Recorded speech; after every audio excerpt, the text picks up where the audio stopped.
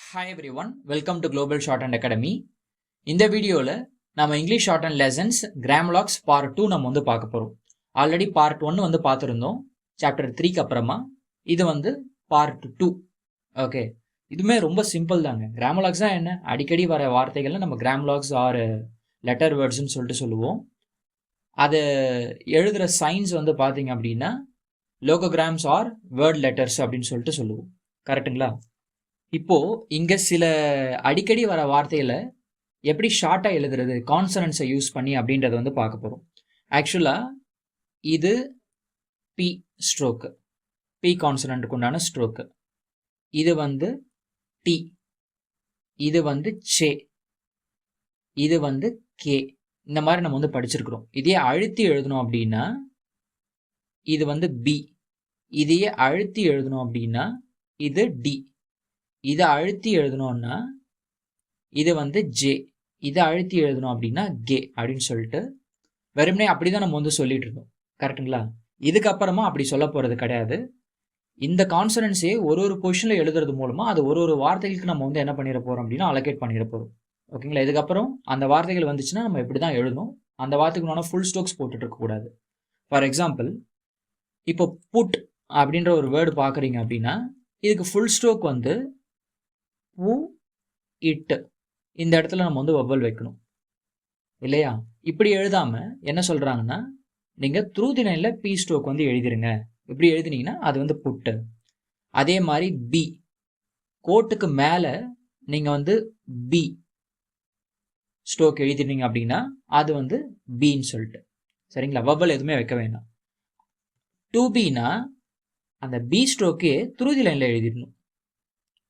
Okay, புட்டு மாதிரி தான். புட்டு லைட்டாக எழுதணும். 2பின்றது வந்து பார்த்தீங்கன்னா அழுத்தி எழுதணும்.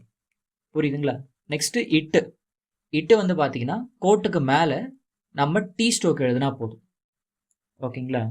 நெக்ஸ்ட் ஹேட், ஹேட் வந்து பார்த்தீங்கன்னா அபவ் தி லைனில் டி ஸ்ட்ரோக் வந்து எழுதணும். அபவ் தி லைனில் டி ஸ்ட்ரோக். அடுத்து டு, ஆன் தி லைனில் டி ஸ்ட்ரோக் வந்து எழுதணும். ஓகேங்களா? நெக்ஸ்ட்டு டிஃப்ரென்ஸ், இல்லை அப்படின்னா டிஃப்ரெண்ட். இதுக்கெல்லாம் ஃபுல் ஸ்டோக்ஸ் எழுத ட்ரை பண்ணக்கூடாது. நீங்கள் என்ன பண்ணணும் அப்படின்னா த்ரூ தி லைனில் டி எழுதுனா போதும். இது வந்து டிஃப்ரென்ஸ் அப்படின்னு சொல்லிட்டு நம்ம வந்து படிக்கணும். ஓகேங்களா? அடுத்து மச், இந்த சே ஸ்டோக் இருக்குங்க இல்லையா, அதை வந்து above the line, say ஸ்டோக்கு above the line. Next which, say stroke on the லைனில் எழுதுனா விச். ஓகேங்களா? அவ்வளோதாங்க.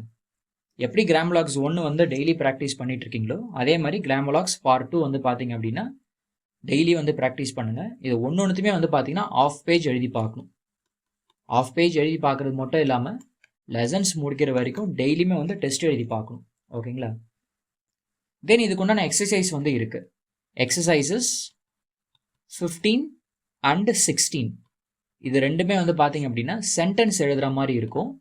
ஓகேங்களா? ஒரு சென்டென்ஸுமே வந்து ஒரு 20 டைம்ஸ் வந்து எழுதி பார்க்கணும். பொறுமையாகவே பண்ணுங்கள், அவசரப்படக்கூடாது.